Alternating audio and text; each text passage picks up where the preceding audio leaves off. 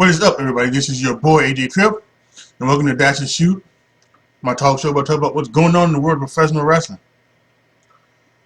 We got one today that woke up this morning thinking I was going to do one thing, and then 2 hours ago, news broke, and turning around. Triple H, on First Take, they played a clip of an interview Triple H did with Stephen A. Smith for Stephen A's World, promoting WrestleMania and everything like that. Triple H got into his recent health issues. The cardiac event that he suffered 4 or 5 months ago, maybe even 6, 7 months ago. And he pretty much said that he was retired from wrestling. He can't do it anymore because of that. He got got emotional talking about his kids. And that was only a snippet of the entire interview. The whole interview is going to be on Stephen's A World, coming out later today on ESPN Plus. Should be a good thing to watch. Check out. So, and I'm taking this from Ryan Satin's Twitter account. He took some notes from Triple H interview from Stephen A. Smith on First Take. Says that he had viral pneumonia and his lungs were inflamed. Things got increasingly worse and he began to cough up blood. So he went to the doctor, was told he had fluid in his lungs and around his heart. He was told to go to the ER immediately after getting the results as he was in heart failure. Quote, I was nosediving and sort of at the 1 yard line of where you don't want to be for your family and your future. Unquote. While talking about the impact this could have on his children, Triple H emotionally states, there's moments in there where they're putting you out for stuff. And you think, is this it? Do I wake up to this? That's tough to swallow. He goes on. It makes you think differently about life. It doesn't make you any less driven for the things that you do, but it certainly makes you appreciate the things that you have more. And finally, Triple H says his in-ring career is over. I will never, quote, I will never wrestle again, unquote. Has a defibrillator in his chest now and doesn't want to go out on live TV. So yeah, that's just from Ryan Satin's Twitter account. So yeah, man, this is kind of shocking. And if you scroll through Twitter, there's a lot of stuff on Twitter about Triple H, from Twitter accounts and everything like that. Triple H, third trending topic on Twitter. So yeah, he is very, very big. It's very, very big news. The Cerebral Assassin is also trending, talking about Triple H. It's incredible. You know, when news came down that he had a cardiac event,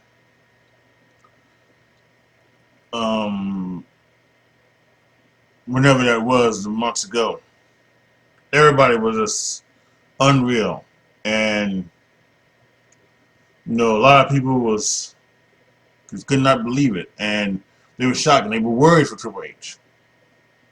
Some even foolishly went out and tweeted and put on their YouTube channels or Twitch channels or whatever that, you know, this event that happened to Triple H cardiac event was because of Bruce Pritchard and Vince McMahon taking over NXT. Those people, I use that term loosely, people can go fuck themselves for that. That's them being AEW cultists, WWE haters, and they're complete and utter assholes that should not have any type of thoughts and opinions or any way to express those thoughts and opinions to the world. Unfortunately, though, they do.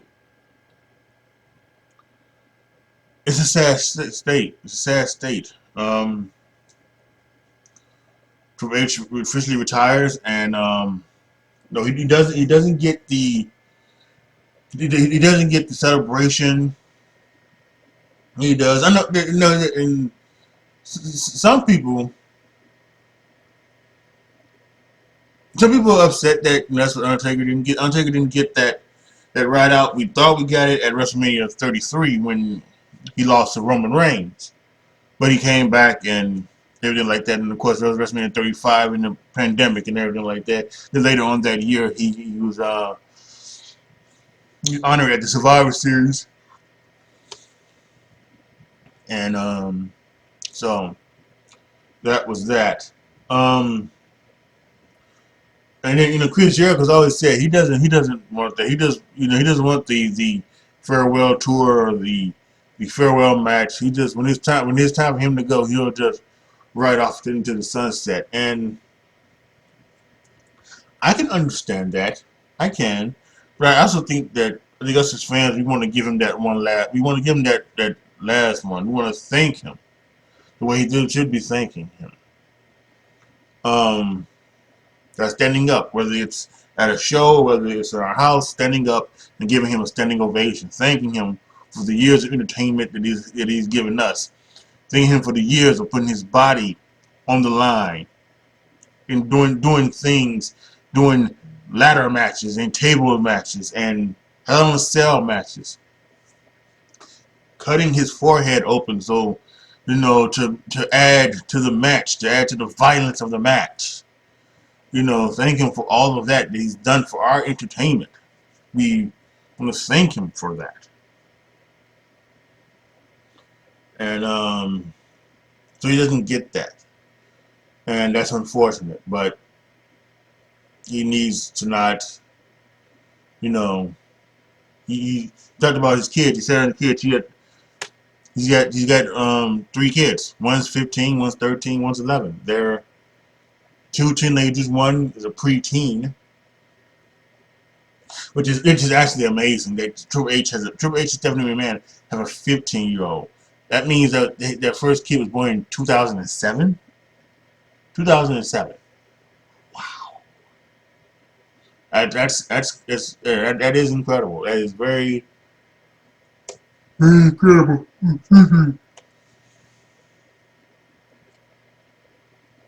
So yeah, it's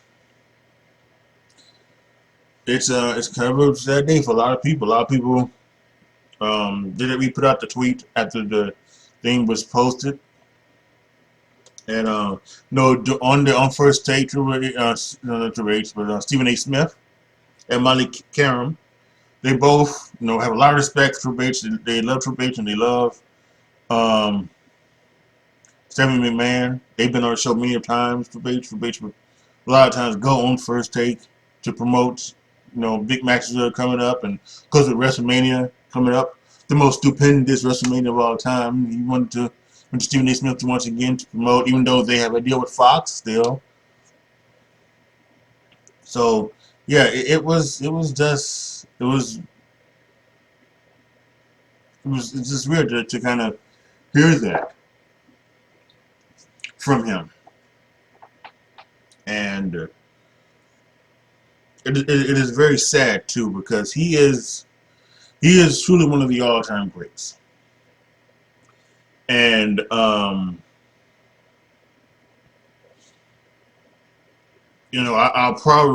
sure he'll probably go in to the Hall of Fame next year by himself.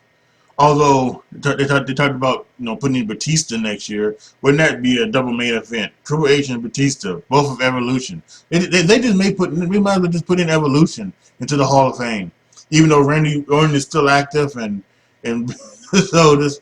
Yeah, but I'm sure they want to put Batista in by himself. So I'm very, very, very speechless. Think about what Triple H has meant to this, and he's still with us, and we be thankful for that because we just lost Scott Hall, one of his, as Triple H even put on Twitter, his brother, one of his brothers, he lost just this last Monday or this past Monday. I can't remember. Things have been so hectic. It was last Monday because last week I did my favorite Scott Hall moments and that matches and things. So, and then now, that we're losing Triple H in the sense of he'll never be a performer. And who knows if he's going to be an on-air talent. And again, he talks about he doesn't want to go out there on live TV. If something happens to him, have to get shot because he's a defibrillator in his chest now. It is what it is, man. I think we should go over Triple H's career. This is WWF career. We know that in WCW he was he was John Pierre. First of all, he was terrorizing, which was incredible. Wrestling can be so weird and fun and things like that, and the names are crazy. Terrorizing. But yes, but then he was John Pierre Levesque or John Paul Levesque, kind of a English or French. I think he was French, and then he was with Steve Regal for a while, and then he got his release and he went to WWF and he was Hunter Hearst Helmsley, the Blue Blood, and he was there, and you can see the talent from the beginning with him. I think people saw it and you immediately get put in with the click. Immediately they saw him, they saw his talent and said, we need to get his role with him. And because Triple H is not a drinker and not a drug user, he was the designated driver. Designated driver for Hall and Nash and Kidd and Michaels. And so yeah, and at one point in '95, Razor, Scott Hall, Shawn Michaels, Diesel, and the Kidd, they were all good guys. Triple H was a bad guy, and it was that In Your House. I think it was the third ever In Your House, and it was where Shawn Michaels won the Intercontinental Championship for the third time against Jeff Jarrett, and Sid took on Diesel in a lumberjack match, and the lumberjacks are all out there, and I'm sure Triple H was like, I want to be in that ring with my boys. And at the end, they all were posing. They were throwing up the click signs and everything like that. So, but it was he was a good hand. He's a very good hand. And one thing we should also note here is that we talk about Triple H getting buried due to the curtain call. Because Shawn was the WWF champion and he couldn't be touched. He maybe could have been touched, but they wasn't going to touch him because he was Shawn Michaels. And Vince had a very special place in his heart for Shawn. Diesel and Razor, Scott Hall, Kevin Nash, they were left. They were gone. So the only one that was left was Triple H. And, they said in one of the videos that Vince told him that he's just going to have to eat shit, for a little while. And the reason why I bring that up is that every time we talk about that and the punishment that Triple H had, it always goes back to them people showing video of him talking about the hog pin match. Well, actually, the hog pin match with Henry Godwin was in December of '95, way before the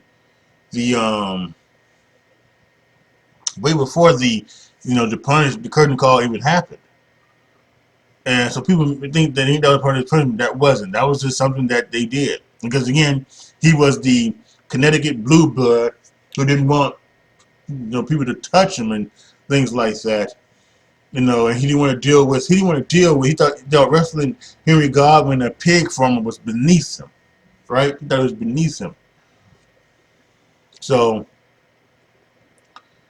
that's how it was with that.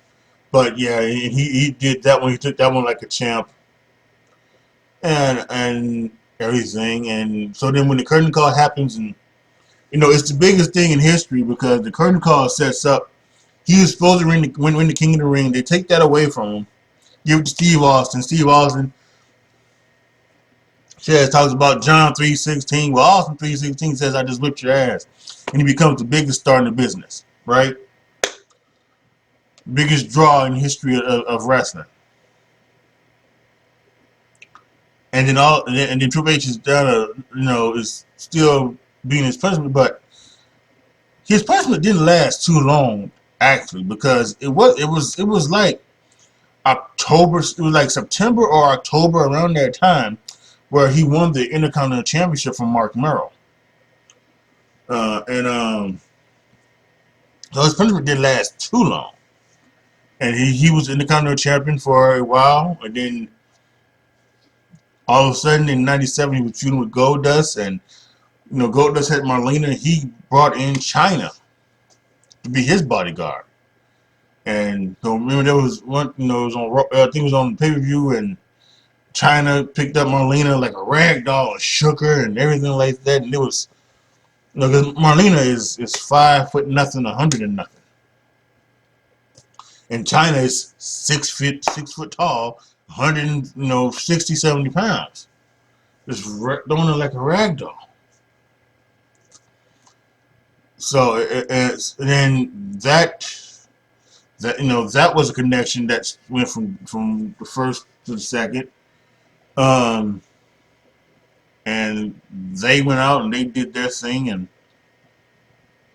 they were a great company. And then he got to win the King of the Ring in '97. And at the Monday night at the King of the Ring, he talked. Vince McMahon was in the ring interviewing him. He talked about the politics. It should have happened last year, but Vince's politics and something like that. So we were already starting to get that reality-based thing to happen. And then, as he becomes the King of the Ring, he starts a feud with Mankind, who he beat in the King of the Ring, and that leads into him, Mankind, not only bringing in Dude Love, because he's going to be tag team partners with Austin, but now he brings in Cactus Jack. And then Madison, I believe it was the first Raw in Madison Square Garden. I think that's the one when Vince McMahon gets stunned by Austin, and it's the worst sale of the stunner in the history of the business. But I also think that night it was Cactus Jack versus Triple H in a street fight. So that was there, and then soon thereafter, and then I think we went to SummerSlam, where Mankind and Triple H fought into a no, that was actually beforehand. Yeah, that was beforehand because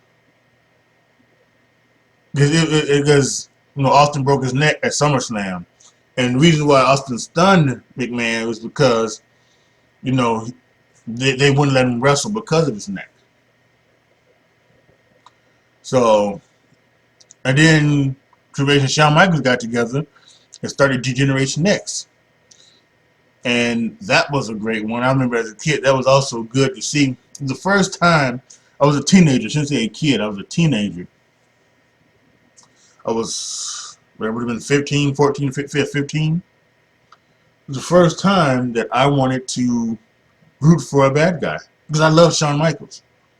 When Shawn Michaels turned face in '95, and he was face, I loved watching. I loved who he was. I loved the character. I loved his his matches and his work. I loved everything about Shawn Michaels. I became a real big Shawn Michaels fan. So in '97, when Shawn Michaels turned heel, I turned heel with Michaels. Because I didn't want Michaels to be bad guy.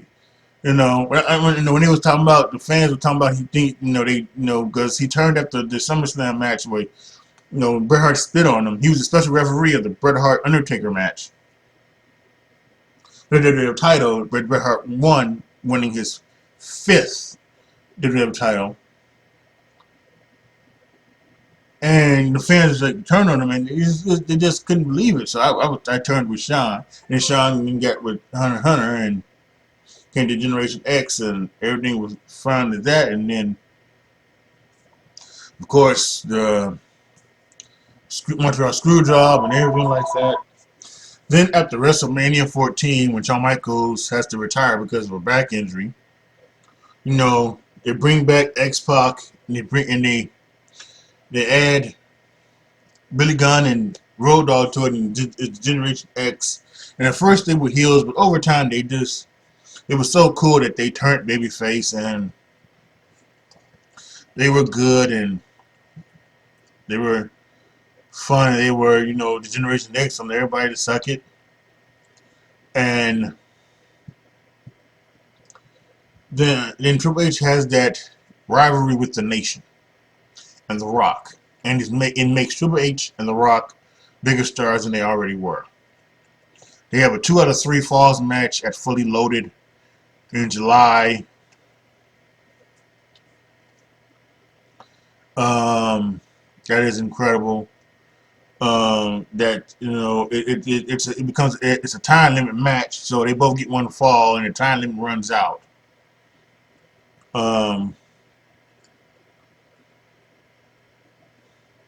Then they go to SummerSlam. They have a ladder match for the Intercontinental title, in which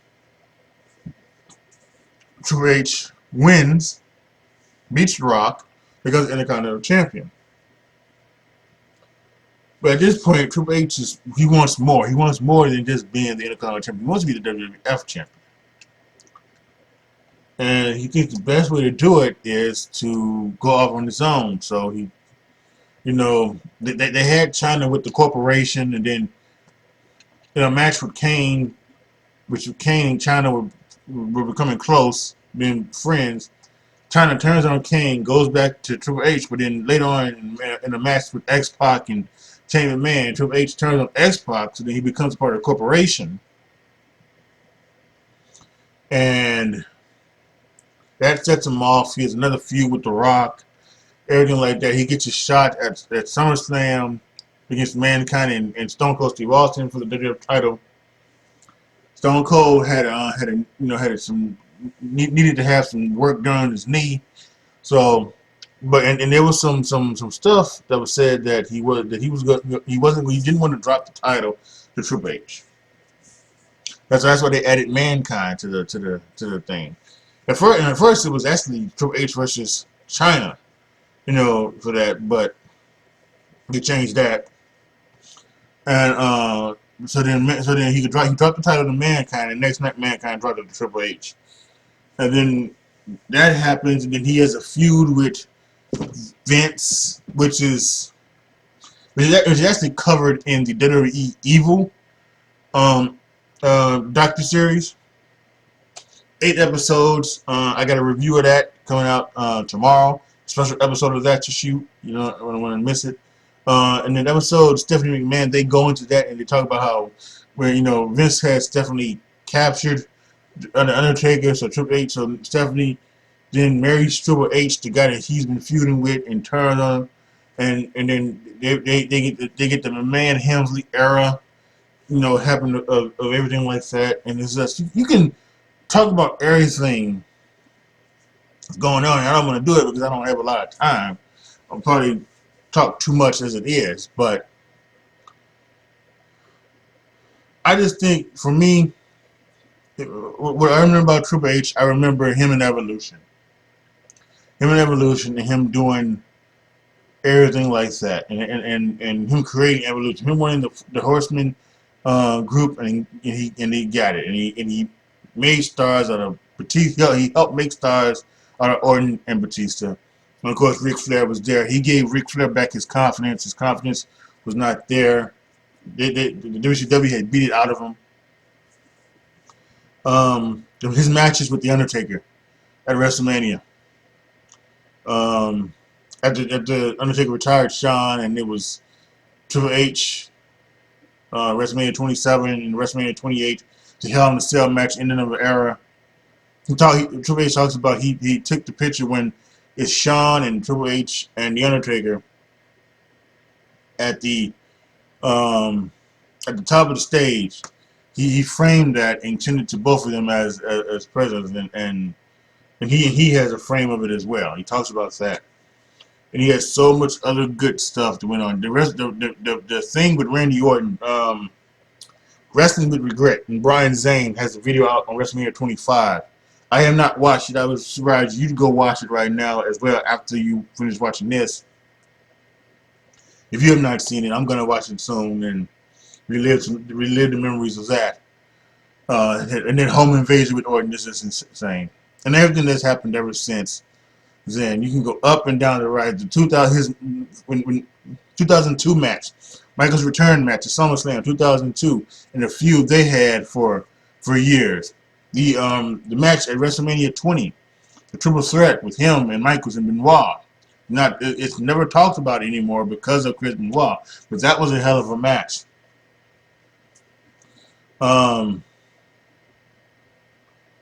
There were so many other things too that Triple H was down. They brought back, the run with Degenerations, which people think is a kind of a failed run, but I think it was there for what it was there to do. To put two megastars back together and have them do something, but not be a part of the main event. This Shawn Michaels and Triple H, those are main event players, but and they need to be on the show. But we have these other stars that we want to make. We got John Cena, we got Randy Orton, we have all these other guys, Batista, and all these other guys that need to be there. So we'll give these guys and make these guys into a tag team, and some of the matches they had, the matches with Legacy, it was insane, and then everything like that. Then of course Michael retires, and then we talked about the Undertaker matches, and then Triple H goes behind the scenes, becomes a COO. And he starts NXT. He doesn't start NXT. He changes NXT from this game show type of show to now a wrestling organization that's supposed to be developmental. And he turned NXT from developmental to a third brand. It spun off of NXT UK. He wanted to do NXT Japan, but that did not happen. He wanted to do NXT India, but that did not happen as well.